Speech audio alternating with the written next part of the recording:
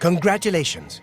I had a feeling you would catch on sooner or later. Meet Raynil, an emerging hero in Cyrodiil. Raynil was quickly gaining a reputation on becoming an effective vampire hunter. He quickly gained the trust of 2 major cities in Cyrodiil, but that wasn't the case. Raynil was a liar. He also betrayed those who trusted him. Our story starts here in Bruma, the northernmost city in Cyrodiil, just south of Skyrim. One cold morning, a woman ran out into the streets screaming for help. Some city guards rushed over to assist her. She claimed that she came home and found her husband dead in her bed, and a large man standing over him. This man was Raynil. Raynil was contracted by the city just the day before, claiming that Braden Lyrian was a vampire. After providing minimal evidence, but a strong recommendation from Skingrad, another big city just south of Bruma, authorities granted Raynil permission to apprehend the vampire roaming the streets. On top of that, at the crime scene, a dead homeless man was found in Braden's basement. The poor beggar looked like he had become the victim of a vampire attack. Things were starting to look like a closed case against Braden. Authorities quickly let Raynil leave the scene and thanked him for his services for the city. It's unknown the amount he was paid as a reward. Braden's wife was completely in shock when this happened. She had no idea this could even be a possibility. Here's what she had to say.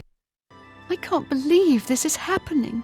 Please, please, I need your help. My husband was no vampire. It's ridiculous. No one will listen to me. Forgive me. I loved my husband dearly, and to lose him this way makes no sense. Anything you can do to help would be wonderful. This is all happening so fast. I came home only just a few hours ago. I found the door open and my Braden dead. Standing over him was a Dunmer. I screamed and ran out into the street. Some city watch were nearby and heard me, I suppose, as they arrived quickly. I heard the Dunmer identify himself as Raynil Dralas. He said he was a vampire hunter, and that Braden was his mark. The guards seemed to know about Raynil, and after a search of the house, the body of some beggar was found stashed in our basement. The guards sent for Carius, who is an investigator for crimes here in Bruma. In minutes, Raynil convinced Carius that Braden was a vampire. Well, of course it does. It was obviously planted here. Why would he stash a body in his own house? That's ridiculous. And another thing, the guards are making a big deal out of no one seeing Braden out in the daylight. Well, of course that's the case. He works at night and has to sleep during the day. Why does that make him a vampire? It's all that Raynil character. I don't trust him. The thing that bothers me the most is that I swear I've seen him before. Of course, he says he's never been here. Look, there isn't much more to say. Please, help me clear my husband's name. Many of the local townspeople could not believe the news. They straight up rejected the fact that Braden could be a vampire. The innkeeper at a local establishment also had this to say. I know I may be out of line by saying this, but I think the city guards may be wrong. It's hard to imagine Braden was a vampire. I could have sworn I saw him outside in the daylight before. Unless he just got that disease very recently, I'd say they were mistaken. When I heard Raynil killed him, I didn't know what to think. But after your visit here, I'm beginning to wonder.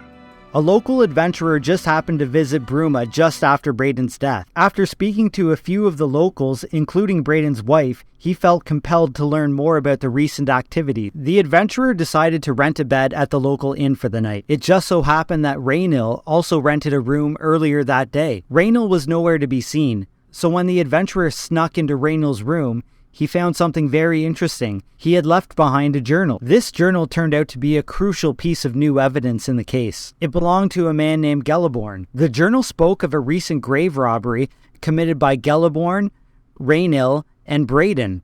To hide this ancient artifact that they found from grave robbing, they decided to contract a local woodworker into making a custom chest. This chest could only be opened by the use of 3 keys at the same time. One was given to each of the grave robbers. It's also worth noting that the city of Skingrad contracted Raynil to eliminate a vampire named none other than Geliborn.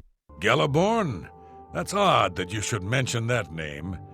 Raynil told me that he was the last vampire he hunted. Yeah, that's right. Somewhere in Skingrad, I believe. He said he tracked Gelborn down and killed him. That's apparently why the guards trust him so readily. They had gotten word from Skingrad's City Watch about Raynil and his so-called accomplishment. It quickly became clear that Raynil was no hero. He was a murderer of at least 3 people: Braden, Gelborn, and the homeless man in Braden's basement. The 3 grave robbers called themselves a brotherhood that was betrayed. The adventurer now set out to confront Raynil. He was instructed to convince Raynil to turn himself in, but to be careful at the same time. Just before I arrived here, I received a report from one of our scouts watching the roads. Raynil was spotted heading west out of Bruma. The scout tried to follow, but lost him in the mountains. The only cave to the west that comes close to the one described in Gelborn's journal is Boreal Stone Cave. That must be where he's headed. You must get there before he acquires whatever artifact is being kept there and makes his escape. I'm keeping the city guard in Bruma, as Raynil doesn't know we're after him.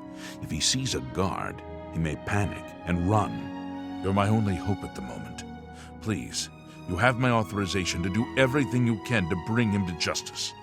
If he won't surrender, I think you know what to do. Hurry. I fear you have a day at the most to stop him.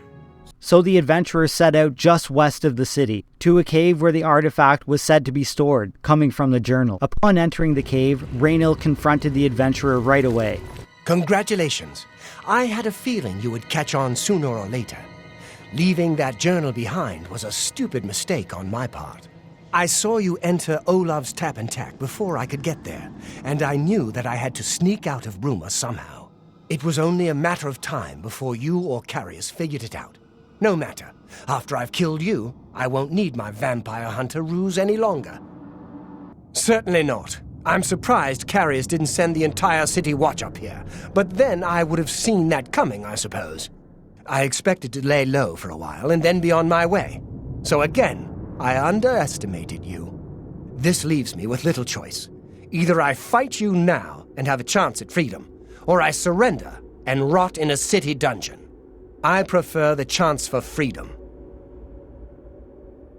Yes, I suppose it is. Well then, we've talked enough. Only one of us will walk out of here alive this day. Good luck. After Raynil refused to turn himself in, there was a brief struggle, but it did not end well for Raynil. On his body were 3 keys, the 3 keys needed to open the chest. In a quick turn of events, Raynil went from hero to monster. Thanks for watching, and check out my channel if you enjoyed this.